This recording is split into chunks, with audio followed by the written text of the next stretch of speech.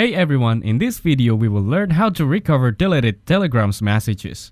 First, open your Telegram application on your mobile device. Next, tap on the setting in the bottom right corner to access your account settings. Then, scroll down and select Data and Storage. This section allows you to manage how Telegram uses your data and storage.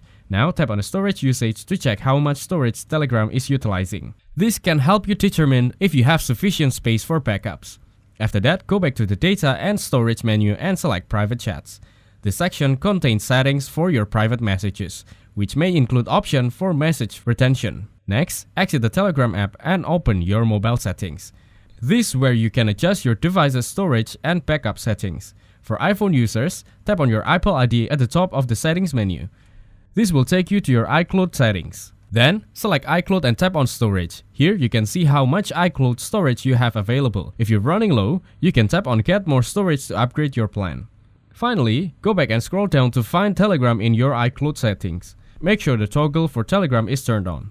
This enables Telegram to back up your chat history and media to iCloud, which can help recover deleted messages if they were backed up. Thanks for watching. Don't forget to like and subscribe to see more content like this.